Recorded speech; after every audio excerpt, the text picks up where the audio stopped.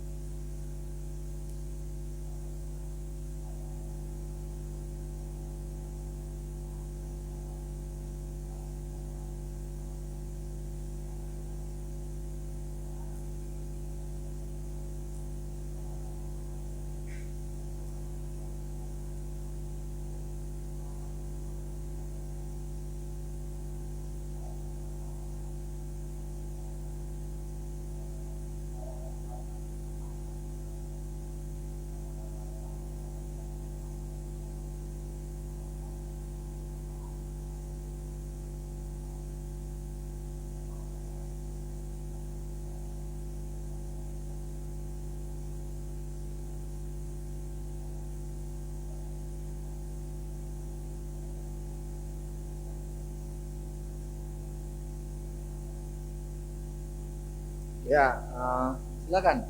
Kalau ada pengalaman, ini Mas Hafid eh, memiliki satu pengalaman betapa sulitnya mengakses mengakses dokumen kebijakan publik, apalagi di situ ada angka triliunan rupiah yang bernama APBD.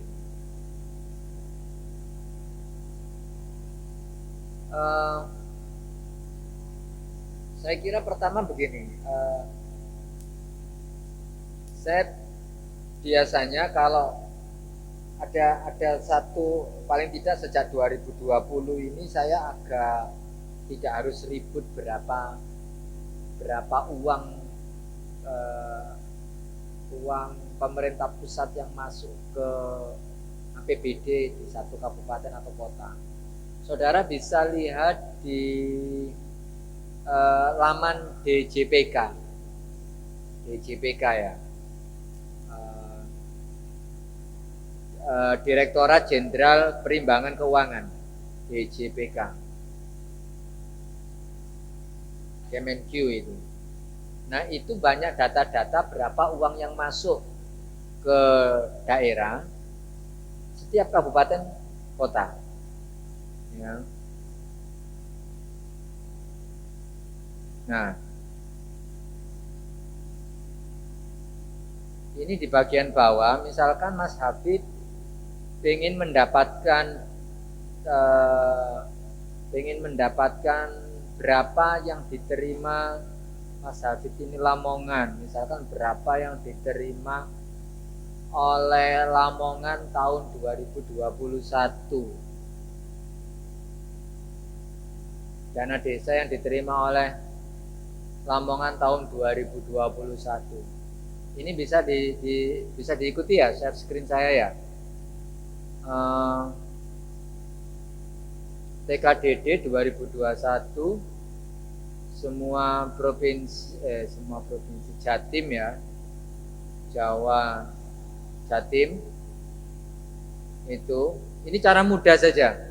Daripada pertama enggak, nanti kita akan lihat bagaimana kesulitan kita mendapatkan data dari pemerintah kita masing-masing gitu ya. Tapi let's say misalkan untuk mendeteksi awal berapa uang yang didapat oleh satu kabupaten atau kota, itu bisa masuk ke laman ini DJPK ke Kemenq. Jadi misalkan Kabupaten Lamongan submit apa namanya ini. Nah ini bisa dilihat TKDD-nya. Postur TKDD Lamongan 2021. Kemarin teman-teman NU misalkan lagi advokasi tentang DBHCHT. tanya ke saya, wah Mas kalau misalkan tidak tahu namanya laman ini, saya langsung bilang, jangankan sampeyan, saya saja yang punya banyak teman di Pemda saja tidak tahu itu APBD-nya di mana. Untung kalau yang ditanyakan itu mengenai tidak mengenai transfer dari pemerintah pusat, kita bisa lihat di sini. Lamongan kemarin yang didiskusikan DBHCT itu kan teman-teman NU itu berapa yang diterima Lamongan? 42 miliar. Sampai realisasi bulan Desember ini ya, bulan Desember itu sudah 36,3 miliar, 86%. Ini Mas Habib, kalau dari sisi kemudahan, bagaimana kita bisa mengakses secara mudah. Dana desa di Lamongan berapa? Dana desa di Lamongan itu 367 miliar. Sudah 93% terserap di lapangan. Ini juga kalau kepala desa misalkan dibohongi sama bupati misalkan, bukan hanya di Lamongan, maksudnya contohnya di satu kabupaten, bupati mengatakan dana desa belum cair dari pemerintah pusat. Kepala desanya tahu, website ini aja sudah bisa ngecek bupatinya bohong apa tidak. Loh, berita dari Kemenq, daerah ini sudah terima 80%, kenapa saya belum, kenapa kita masih terima termin pertama yang 30%, padahal daerah sudah ngambil uang 80% dari pemerintah pusat. Deteknya di sini. Nah, kalau dari sisi itu, berapa dana alokasi khusus non fisik digunakan untuk apa saja? Nah, ini juga bisa saudara lihat politik anggaran di sini. Politik anggaran di sini. Di mana? Oh, hari ini pemerintah pusat itu secara kebijakan politiknya lebih mengalokasikan kepada urusan kesehatan. Bagaimana pertanian? Pertanian 0,42 miliar diterima oleh Lamongan. 0,42 miliar. 400 jutaan. Dana peningkatan koperasi. Teman-teman koperasi misalkan ada dana peningkatan kapasitas koperasi yang diterima dari pemerintah pusat. Kok tidak ada program nyampe ke kita? Bisa dicek di sini. Tidak usah capek-capek ini untuk gambaran awal, deteksi berapa uang yang masuk ke satu daerah. Provinsi mana lagi? Katakanlah Jawa Tengah. Lalu daerah mana misalkan? Saya barusan kemarin dari Demak. Demak itu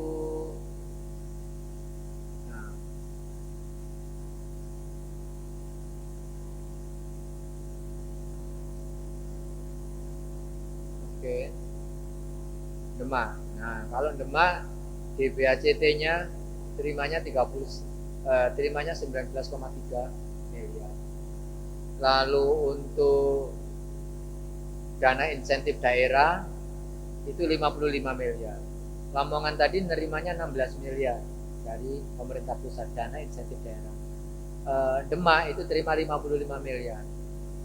Dari sini bisa kelihatan. Nah, maksud saya memang ini masih picu awal ya, trigger awal. Pak Madi kok memperhatikan dana insentif daerah. Semakin besar dana insentif daerah dari pemerintah pusat, itu daerah tersebut tidak semakin miskin loh. Semakin bagus kinerjanya. Dana insentif daerah itu dana hadiah dari pemerintah pusat. Kalau kinerjanya bagus, maka terimanya lebih banyak daripada Lamongan tadi kan 16 miliar. Demak. Nah, apa ukuran Pak Madekan kok bilang kalau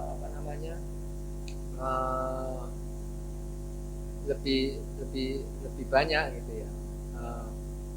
Itu karena ada rumus untuk dana insentif daerah itu memang ada sendiri indikator kinerjanya. Coba saya masukkan lagi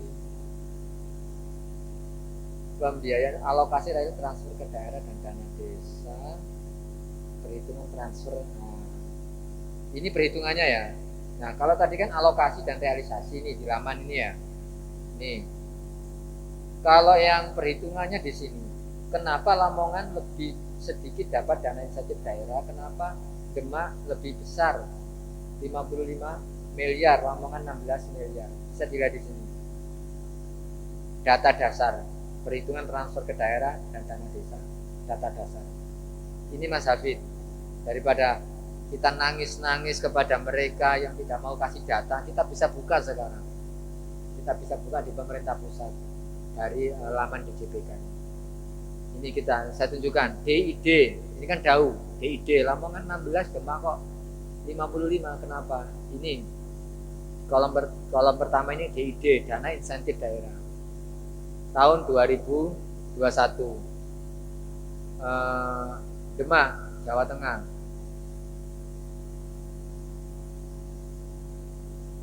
Ini saya ingin menggambarkan betapa kalau masyarakat itu terliterasi dengan anggaran, itu intinya ya semakin sulit mereka main-main dengan anggaran. Persoalannya kita ini ada yang terliterasi tapi diam saja, ada yang memang tidak tahu sama sekali kalau ada namanya persoalan di anggaran publik. Provinsi Jawa Tengah, Demak ya tadi ya. Oke. DID 2021 Demak. Lihat kenapa mereka dapat besar. Formulanya dari mana? Ini kriteria-kriterianya. Demak itu, jadi begini, pemerintah pusat itu memberi uang kepada daerah, salah satunya lewat namanya dana insentif daerah. Itu dengan rumus yang jelas. Prestasinya apa? Oh, opini BPK-nya wajar tanpa pengecualian, memenuhi. Nah, ini kalau memenuhi semua, maka lolos, akan dapat dana insentif daerah. Besarnya berapa? Baru kemudian dilihat lagi. Nah, problemnya kalau opini BPK-nya terhadap laporan keuangan tahun 2019 yang dihitung ini yang 2019 kok disclaimer itu tidak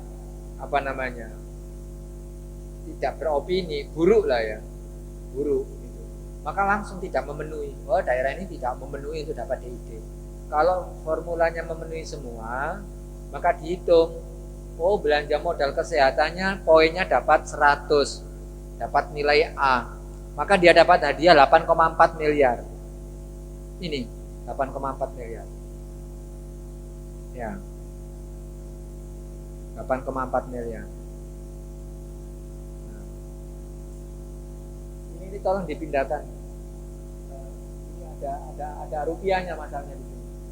Ini nah, ini minimize.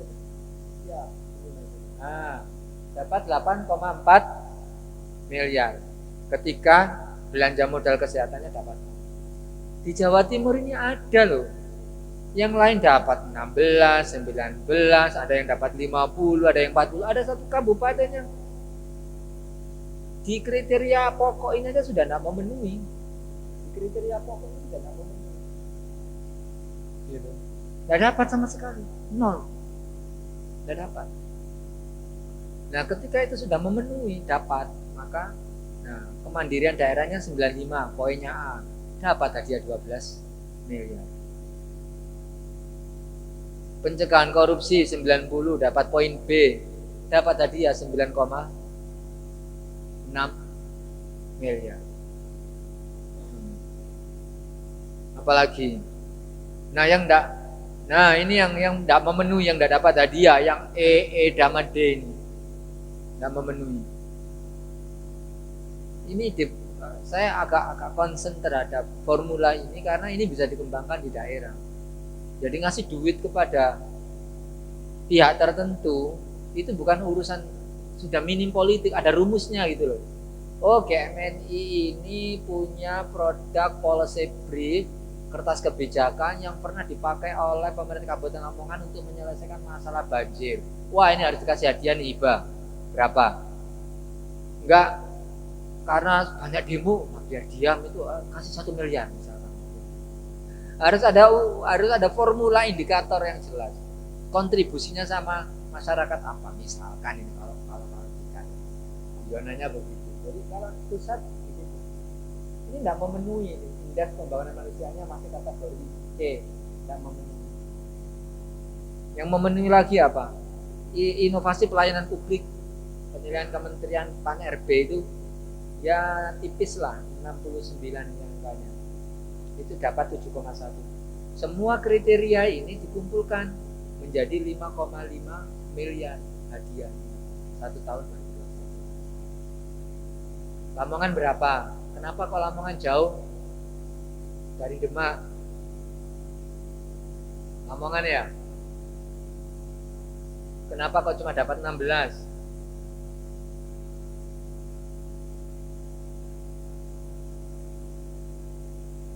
Nah,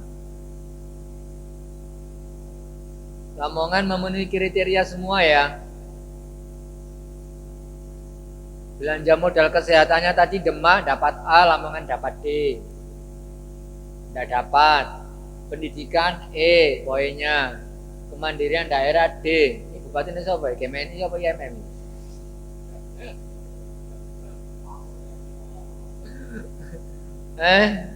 Hafid. Lamongan Fit. Saya kan sudah pernah bilang sama teman-teman muda ini, kalau mau setiap hari rilis persoalan anggaran itu bisa. Tapi mau saya Pak Made, ya, silakanlah baca berita, baca data ini di otak-atik, bisa jadi rilis, bisa jadi apa itu. Biar melek terus gitu loh. Problemnya kita ini kan pemerintah kita tidur, bukan hanya bupatinya, baik DPR-nya juga banyak yang tidur itu loh. Makanya Pak Jokowi itu gregetan. Kenapa sampai ngendon 200 triliun itu? Kalau misalkan Jokowi dalam hatinya, di mana bupati, di mana wali kota, di mana DPR, tidur semua kan ada kerja kayak gitu kan. Nah, ya kok bisa sampai triliun terakhir itu. Pencegahan korupsi di Lamongan 65 D ya. Di Demak tadi dapat berapa? Dapat 80, poinnya B, baik. Ini tahun 2021. Ya. Loh, ini terjadi di 2021 ini. Enggak, ini ketika waktu itu audit di tahun nilainya itu di apa namanya? Di 2019 2020. Tapi ini bisa menjadi cermin gitu loh. Nanya Pak, untuk apa berkas yang di JPIK ini kan prosesi audit ya, prosesi penilaian. Nah, untuk memperjelaskan saja, maksudnya ini diperbarui selama 5 tahun sekali kah atau 2 tahun sekali? Setiap tahun. Setiap tahun. Iya. Misalkan ini kan opini BPK atas laporan keuangan pemerintah daerah tahun 2019 dipakai untuk memberi hadiah pada tahun anggaran 2021. Setiap tahun nanti tahun 2022 pakai apa namanya penilaian tahun 2020. Begitu bisa progresnya bisa kelihatan. Karena memang data kan tidak mungkin kalau tahun anggaran belum selesai lalu kemudian dinilai misalkan ya untuk memberi hadiah daerah dengan dana insentif daerah ini untuk tahun anggaran 2022 dipakai dasar formula penilaian kondisi daerah tahun 2021. Tidak mungkin karena DID ini ditetapkan pada bulan Oktober dan bulan Oktober kan belum selesai itu tahun anggaran 2021. Makanya dipakai 2 tahun N-2 ya namanya. N-2. Terus untuk data dalam format ini apakah dijadikan rujukan sebagai kayak pemberian penghargaan dari gubernur itu sendiri apa tidak Pak Mas ya ketersangkutan penilaian? Apa namanya? Ini yang ya apa namanya? Masih mute, nggak apa-apa tapi itu coba saya. Apakah DID ini bisa disamakan dengan Adipura, bisa investment award gitu ya, atau the best singer bupati in Java Island misalkan ya? Kan ada penghargaan baru, bupati paling pinter nyanyi di Pulau Jawa. Ada itu ya? Konon katanya ada, tidak ada. Katanya ada juara bupati paling pinter nyanyi itu. Ya, tidak ada hubungannya dengan itu. Korupsi itu tidak ada hubungannya. Korupsi itu tidak ada hubungannya dengan kemampuan bupati menyanyi atau tidak. Itu.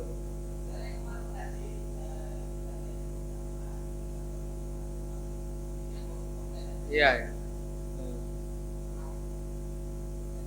Di online kan karena biar yang lain juga.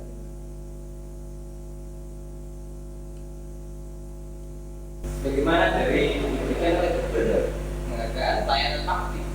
Nah itu kan pastinya data seperti yang sangat valid seperti ini kan menjadi salah satu penilaian.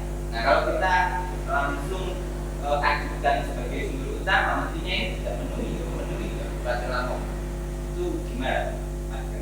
Terima kasih. Ya, sebentar saya ada kendala sinyal ini.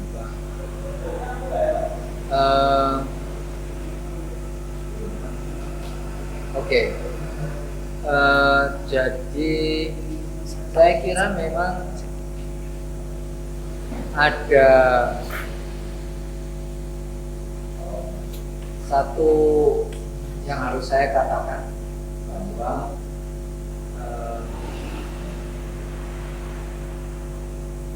pendapat profesional saya,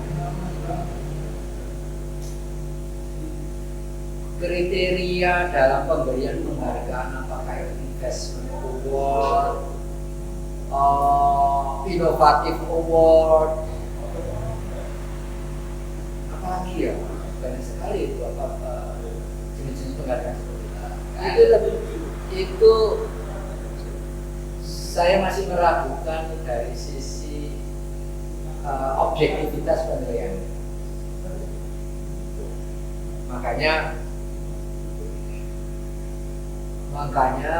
apa namanya ini di DJPK ini tidak menjadi satu kriteria penilaian penambah poin. Misalkan kok DJPK percaya, mohon maaf, misalkan ini ya, prasangka saya DJPK itu nggak percaya bahwa award seperti itu linear dengan kinerja pelayanan publik. Masih ada bias ya, ada penyimpangan penilaian. Dilihat aja di apa namanya ini saya mau sharing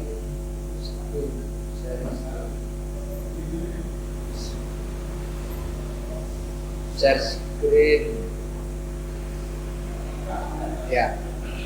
Ini tidak ada namanya jumlah penghargaan yang diterima begitu. Ya, tidak ada kan? Mamanya ada tidak? Tanya. Ya, karena masih menurut saya bias. Nah, tapi ini yang sumber-sumber data resmi, misalkan penghargaan pembangunan daerah, penilaian Bappenas. Standarnya penilaian Bappenas loh. Bukan dari penilaian misalkan Prakarsa Jatim ini mau buat nih. Oh, kita mau buat award, piala, penghargaan kepada bupati, kepala daerah, gubernur yang inovatif dalam hal apa misalnya. Itu tidak diakui sama DID, sama DJPK. Tapi kalau dari Bappenas diakui. Ini kan ada di dari Bappenas. Kosong tidak ada.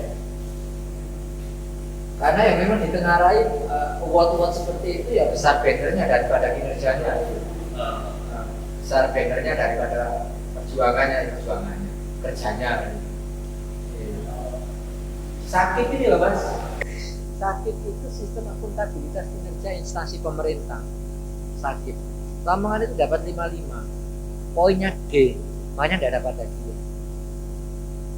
Tidak dapat hadiah. Peningkatan ekspor dapat hadiah 7,3 miliar. Yang sakit itu sistem akuntabilitas kinerja instansi pemerintah. Ya secara mudah gitu ya, apabila sistem akuntabilitasnya bagus, maka ada konsistensi dalam perencanaan, dalam pengawasan, pengendalian internal organisasi yang bisa mencegah kebocoran anggaran atau lemahnya kinerja pemerintah daerah. Omongan gede. Nah, bagian yang lain yang pertanyaannya Hafid tadi itu, nah bagaimana dengan cara untuk mendapatkan data di daerah. Ini kan teman-teman, mohon maaf ya, teman-teman OMEK, terutama teman-teman OMEK ini, organisasi eksternal. Ini kan bisa meluangkan waktu lah untuk membaca prosedur akses atau permintaan informasi publik. Itu kan juga sudah cukup jelas ya di Undang-Undang Nomor 8 tahun 2014 ya, atau Undang-Undang Nomor 14 tahun 2008. Saya akan misalnya 2008 Undang-Undang Keterbukaan Informasi Publik. Coba di browsing. Nah, itu kan jelas. Prakarsa pernah melakukan permintaan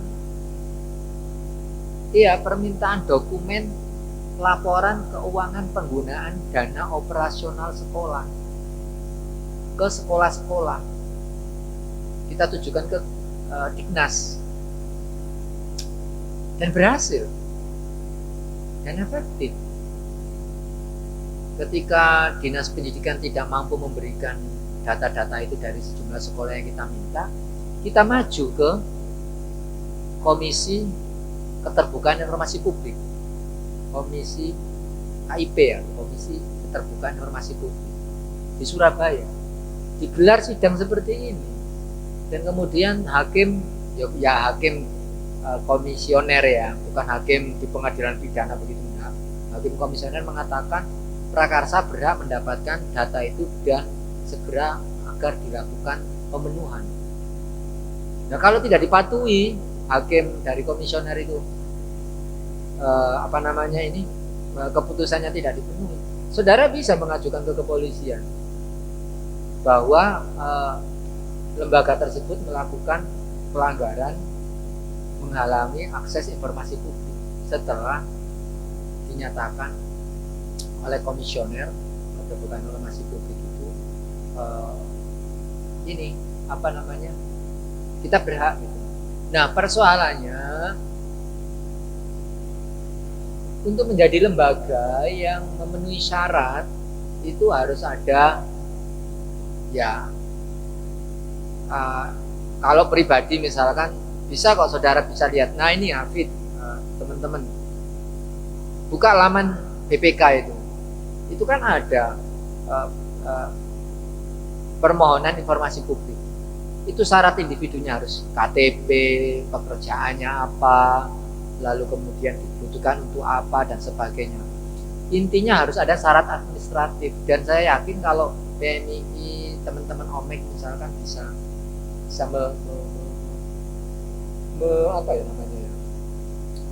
mengupgrade lah. Kan itu standar aja toh. Akta notaris yang sudah saudara punyai, itu susunan pengurus dan sebagainya, standar saja. Kalau individu ya KTP. Tapi memang harus ada, tidak ditanggapi selama 1 minggu, maka mengajukan surat kedua. 2 minggu sudah ditanggapi, maka dilakukanlah surat ke komisioner di Surabaya. Harus dicoba. Persoalannya gini loh,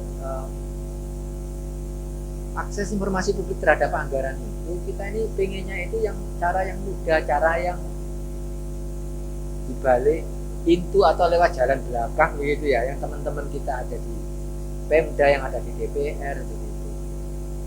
Gunakan kanal formal yang sudah dilindungi undang-undang, meskipun ya memang agak repot sedikit karena harus melalui prosedur tertentu. Tapi dengan itu kemajuan informasi publik bisa terdorong lebih baik. Kalau memakai jalan belakang, maka daya guna adanya undang-undang terbuka informasi publik itu ya tetap nol. Karena kita tidak pakai undang-undang itu, yang kita pakai adalah hubungan pribadi di luar sistem. Ya, sementara cara-cara yang lain tentu itu yang paling ideal ya, yang paling bagi saya yang paling memenuhi prosedur tata pemerintahan. Kalau saya kan sering dapat dokumen itu sampai pada RKA-nya seperti ini. Pada RKA-nya seperti ini, kawan-kawan, ini yang paling sulit didapat. Biasanya kalau sudah pada tahap RKA, RKA itu sama saja dengan rencana detail per kegiatan. Seperti ini. Berapa amplop yang dibeli, berapa ballpoint. Ini misalkan ada di program apa ini namanya RKA. Atau kalau sudah tidak dibahas di perencanaan, itu namanya DPA, dokumen perencanaan anggaran. 498 juta untuk satu kegiatan atau subkegiatan itu digunakan untuk apa saja. Kalau kita mau menganalisis ini, kita mendapatkan dokumen ini, itu kita bisa lihat makam anggarannya berapa, orientasinya kemana, sasarannya siapa saja, itu detail sekali. Bisa lihat dia, bisa dilihat. Loh, makanan nasi dalam kota per kotanya dihargai 36.000. 30 orang 2 kali. Kadang-kadang itu sudah sebuah kegiatan menggunakan EO, tapi di RKA ini masih ada kepanitiaan yang harga biayanya itu sama dengan menggunakan EO tadi, dari double. Padahal sudah ada EO. Nah, hal seperti itu terdeteksi di RKA. Dan itu tadi repotnya. Kita sudah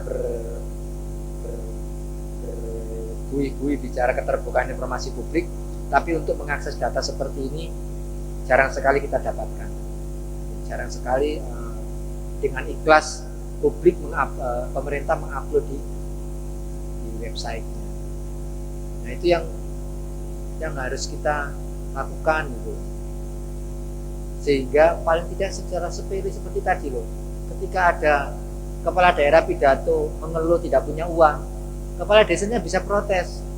Halo Bapak, halo Bapak Raja, kata orang Ambon begitu. Halo Bapak Raja, itu uang sudah saya baca di DJPK sudah turun 80%. Kenapa kita baru nerima 30%, Bapak? Itu, nah kita tidak punya literasi seperti itu. Literasi informasi.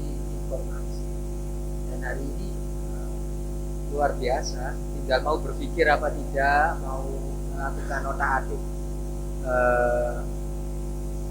melakukan otak-atik anggaran atau bukan otak-atik anggaran, otak-atik dokumen apa.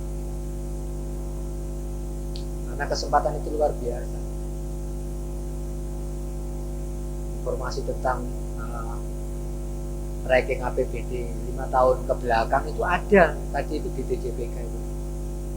Tinggal mau otak-atik. Silakan. Begitu Hafid. Ada kabar baik, kalau masalah akses dokumen bisa kita dapatkan dari Kementerian Keuangan. Saya belum bisa nembus yang BPK karena BPK sepertinya itu tadi harus dengan laporan hasil pemeriksaan BPK itu harus upload KTP, upload dan sebagainya lah. Itu. Kalau yang Kementerian Keuangan ini karena dari sisi alokasi masih sangat terbuka untuk diakses umum. Kalau laporan hasil pemeriksaan itu kan khawatir ada yang memanfaatkan hasil pemeriksaan itu untuk kepentingan pribadi, maklum lah.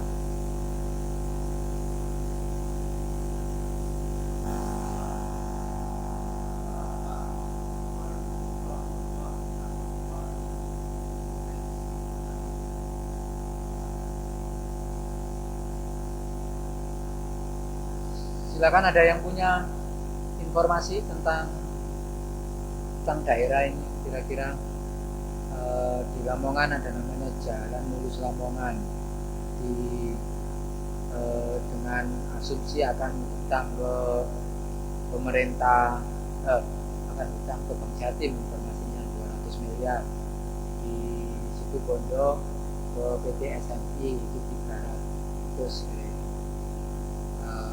ya 300 miliar, 250, mohon maaf, 250 miliar.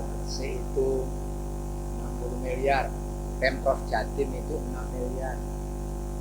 Nah, bagaimana mekanismenya? Saya kira memang lagi-lagi sebagai contoh yang dikatakan oleh Mas Rojo tadi di Lamongan, itu bisa dikatakan prinsipnya defisitnya terlalu besar atau kekurangan anggarannya terlalu besar kalau hanya mengandalkan APBD yang reguler gitu ya. Makanya dengan pendapatan yang reguler dari transfer maupun dari PAD. Oleh karena itu ada inisiatif untuk meminjam. Pertama, memang pinjaman daerah itu dimungkinkan dengan persetujuan DPRD, lalu diverifikasi oleh Kementerian Keuangan. Nah, informasi terakhir dari teman di Lamongan begitu, katanya yaitu DPRD-nya merasa bahwa persetujuan utang itu nanti juga atas persetujuan Kementerian Keuangan. Artinya apa? Dalam hal ini DPRD-nya menganggap persetujuan itu ansih atau hanya dari Kementerian Keuangan. Padahal kalau DPRD-nya tidak setuju, tidak mungkin ada dokumen masuk untuk persetujuan dari Kementerian Keuangan. Ini fungsi kontrol DPRD di sini memang diketahui. Salah satu kontrolnya adalah bagaimana katakanlah 200 miliar ini bisa dipakai untuk hal-hal yang produktif. Itu harus dijelaskan. Salah satu tenggarannya kan hal yang produktif itu adalah untuk program jalan mulus Lamongan. Kata Mas Rojo tadi, bagaimana jalan bisa menghasilkan sebuah feedback atau kembalian ke pendapatan asli daerah. Ya kalau secara sempit memang tidak bisa dikatakan langsung berimbas kepada PAD, tapi secara luas untuk berlaku untuk semua daerah. Misalkan begini, ketika infrastruktur itu bagus ya, dalam arti bagus dalam hal perencanaan pembangunannya, lalu kegunaannya bagus, infrastruktur itu mampu mencegah banjir misalnya, itu kan otomatis produktivitas masyarakat semakin tinggi lewat jalan itu tanpa terhalang banjir. Sebaliknya, kalau lewat jalan itu kemudian banjir, sudah tidak bisa berangkat kerja, atau kalau nerabas sepeda motornya atau mobilnya kemasukan air, ada biaya lagi, produktivitas, kerugian sosial, kerugian ekonomi, itu bisa dikatakan kalau memang perencanaannya secara tidak langsung mendukung produktivitas dan menghasilkan nilai tambah income masyarakat yang berimbas kepada dinamika pertumbuhan ekonomi satu daerah. Nah, dengan keraguan-raguan yang kegunaannya itu secara tidak langsung seperti itu, saya kira memang hitung-hitungannya kemudian jadi sangat praktis. 250 miliar di Situ Bondo, 200 miliar di Lamongan, itu kemudian cara pengembaliannya bagaimana? Apakah secara kapasitas mengembalikannya itu kemampuan keuangan daerah mampu secara rutin atau tidak, karena ini resikonya yang saya dengar MOU-nya dengan kreditur itu 5 tahun. 5 tahun. Nah, tentu itu harus paling tidak dijelaskan kepada publik. Kenapa kok dijelaskan kepada publik? Ya daripada DPRD-nya juga bingung dengan berbagai pertimbangan-pertimbangan seperti itu. Misalnya dijelaskanlah kepada publik. Kenapa? Resikonya ada di publik. Bahwa angsuran untuk mengembalikan hutang itu tentu akan mengurangi setiap tahun anggaran publik. Gitu kan. Anggaran negara itu untuk melunasi hutang itu harus di stop 1 tahun anggaran APBN ya. Tanpa ada pembangunan, tanpa ada APBN itu bisa lunas hutang luar negeri kita. Sementara kalau yang hutang daerah misalkan dengan gambaran tadi Lamongan misalkan 200 miliar itu, tentu kan setiap tahun paling tidak kalau 5 tahun kan 5 tahun 200 dibagi 5 kan ada 40 miliar harus diangsur. 40 miliar harus diangsur. Dan kalau tanpa perencanaan yang bagus, karena ini bukan korporat ya, bukan swasta ya. Kalau swasta kan enak, digoreng untuk usaha apa, lalu kelihatan akan menghasilkan untuk angsuran itu. Tapi kalau pemerintah ini kan birokrasi, ini kan investasinya sangat apa namanya, tanpa perhitungan yang kuat itu kan sangat beresiko, karena kita pelayanan publik hitung-hitungannya di situ. Pelayanan publik tidak bisa kemudian menghasilkan uang 40 miliar dari investasi 200 itu untuk angsuran. Kalau misalkan gagal bayar, publik lagi-lagi malah yang kena, karena gagal bayar itu kalau gagal angsuran maka perjanjian dari kreditur tentu akan langsung dipotong dari dana transfer. Dana transfer yang mestinya katakanlah 1 triliun itu dikurangi 40 miliar masuk ke kas daerah 960, 40 miliarnya masuk ke kreditur, apakah itu Bank Jatim atau PT SRI. Nah ini otomatis kan ya juga namanya anggaran publik. Uang kita kok mestinya terima 1 triliun kok cuma 960. Itu sudah secara otomatis. Menurut saya daripada kesimpulan siuran itu untuk mendulang dukungan publik arah dari utang itu karena beresiko tinggi yang harus dibayar dengan pajak masyarakat, ya harus dijelaskan kepada publik. Karena untuk pelayanan publik itu tidak seperti pelayanan swasta. Kalau pelayanan swasta, rumah sakit misalkan, perusahaan yang namanya rumah sakit, 1 kali suntikan sudah berapa yang masuk retribusi, masuk apa namanya keuntungan dari pelayanan tersebut. Tapi kalau pelayanan publik tidak kemudian harganya atau harga pelayanannya kembali sebagaimana imbalan yang diterima oleh organisasi swasta atau organisasi finansial. PDAM itu misalnya, investasi ke PDAM misalnya, bisa saja nanti dipolitisir. Kita ini kan ada fungsi sosial, jadi tidak semata-mata laba, makanya kita ini pantas kalau rugi. Kadang-kadang kan begitu, berdalih bahwa kita ini ada fungsi sosial, maka rugi itu tidak apa-apa. Khawatirnya kan di situ. Organisasi komersial milik negara itu kadang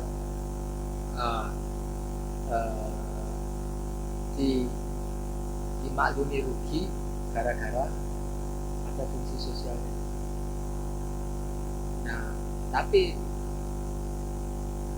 ruginya itu kalau mau didetek apakah rugi karena fungsi sosial atau disfungsi organisasi, disfungsi manajemen, pengendalian terhadap kebocoran air, pengendalian terhadap kebocoran anggaran di PDAM misalkan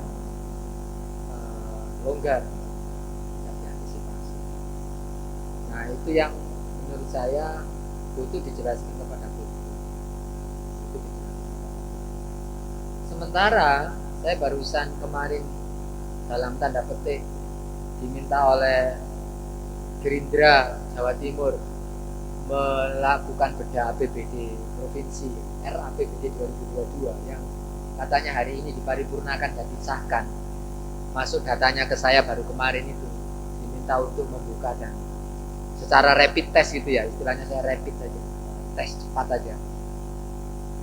Buktinya pendapatan menurun, belanja juga menurun. Tapi di dalam internal postur APBD itu, saya perlihatkan saja daripada ada kok share screen. Ini misalkan kita lihat di sini, kawan-kawan. Lihat yang saya gambarkan bahwa di belanja operasi ini, kawan-kawan bisa lihat belanja pegawainya ini kan uang Jawa Timur ini kan pendapatannya turun, belanjanya juga turun, itu yang secara apa namanya gambaran besarnya ini kelihatan.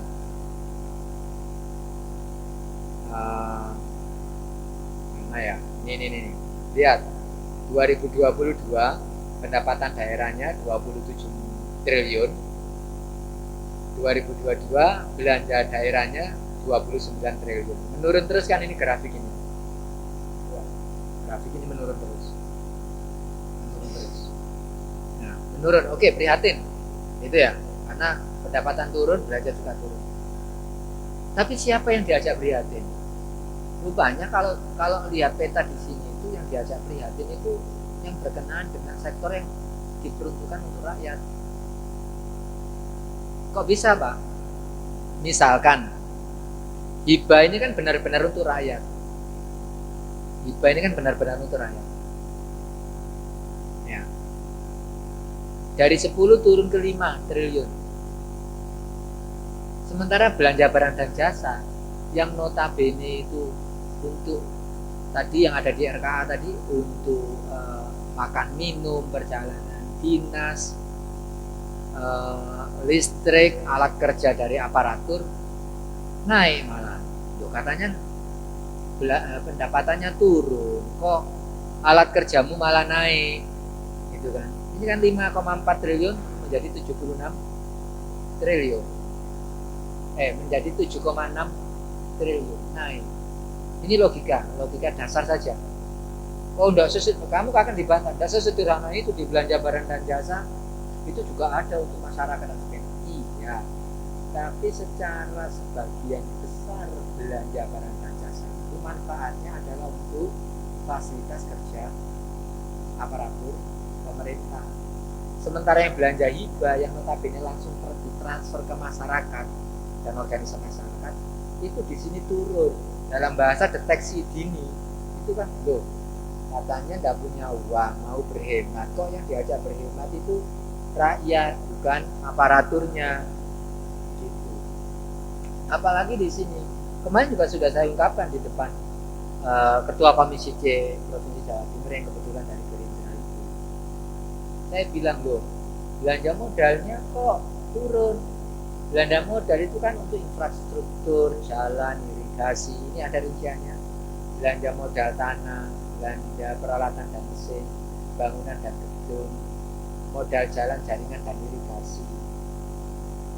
Kita ini musim hujannya sudah begini derasnya, terbukti di banyak daerah terjadi banjir dan kerusakan jalan.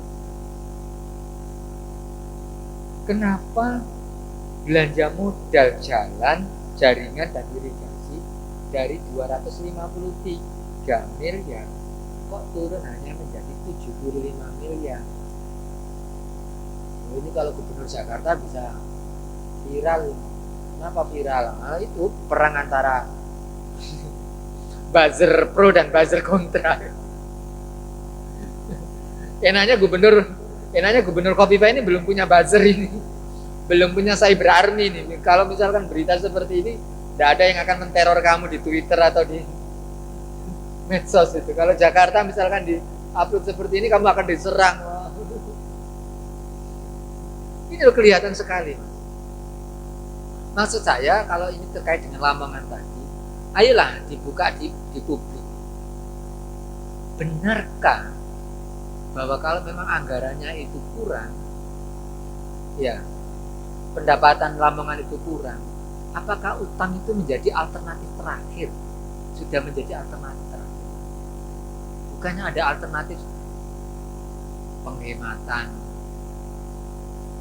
kertas, penghematan perjalanan dinas, penghematan bensin, ya. Bulan Desember stop, tidak boleh ada perjalanan dinas.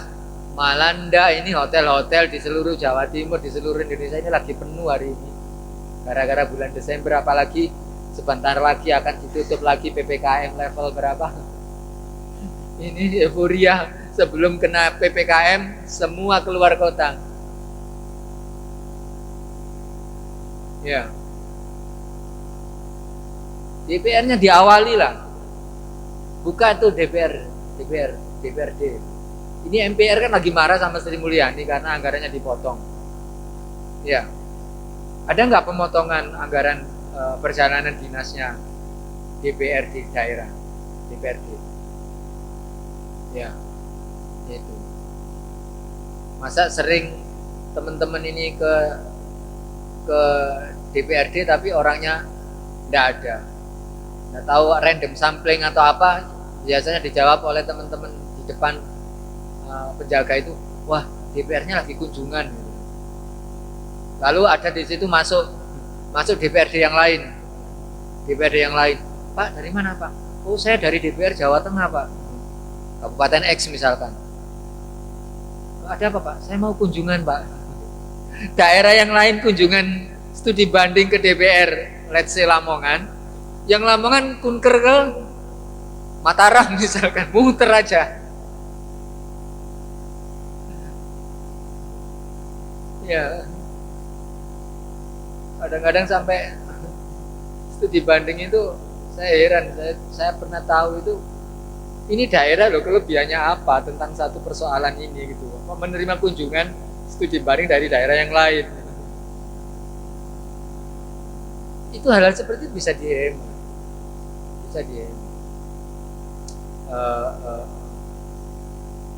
Apalagi kalau saudara tahu misalkan penyusunan dokumen ini, oh iya tadi siapa Mas Amir ya, tentang RT RW misalkan, dokumen RT RW seperti itu ya, itu mahal sekali loh RT RW itu kalau dari sisi penyusunannya ya, bisa sampai miliaran rupiah. Tapi problemnya dipakai apa tidak RT RW-nya itu yang persoalannya. APBD ini misalkan di satu kota ditargetkan digedok tanggal 10 November karena bersamaan dengan Hari Pahlawan gitu ya. Miliaran rupiah untuk gedok APBD ini. Tapi pada titik tertentu APBD murni atau APBD yang digedok hanya untuk di awal tahun agar tidak terlambat, itu biasanya juga nilai kebergunaannya hanya menjadi pengabsa berjalannya tahun anggaran. Persoalan efisiensi, efektivitas, ekonomis, keadilan. Nomor 2, nanti aja setelah perubahan. Perubahannya di bulan September. Sudah musim hujan, mau bangun jalan, mau bangun irigasi. Irigasinya belum kering, sudah kena banjir ambrol. Muter aja persoalan negara ini. Makanya ya kita tidak bisa mengkritisi semuanya. Silakan nanti kalau teman-teman punya concern yang punya background fakultas teknik ya, lihat di pelayanan publik, infrastruktur, sarana prasarana publik. Yang dari FKIP silakan advokasi di punya background kemampuan di analisis pendidikan, lihat kebijakan publik di pendidikan. Salah satu toolsnya, salah satu titik masuknya diambil di anggaran. Itu Mas Rojo. Mau utang apa tidak, mau pantas apa tidak utang tersebut harus dijelaskan. Apakah itu memang alternatif terakhir yang tidak bisa dihindari? Apakah sudah ada upaya penghematan? Kalau belum ada upaya penghematan seperti Jawa Timur ini, belanja barang dan jasanya terbukti naik. Misalkan kalau dari kacamata rapid test ini kan, ya.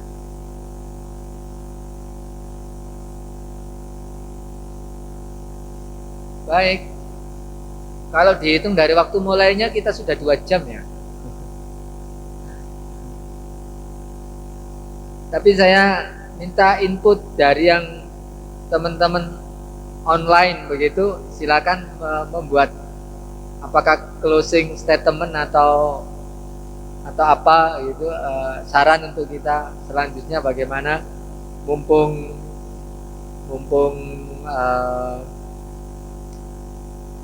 langsung bisa kita dengar. Mohon maaf tadi memang ada kesalahan teknis, jadi molor 20 menit.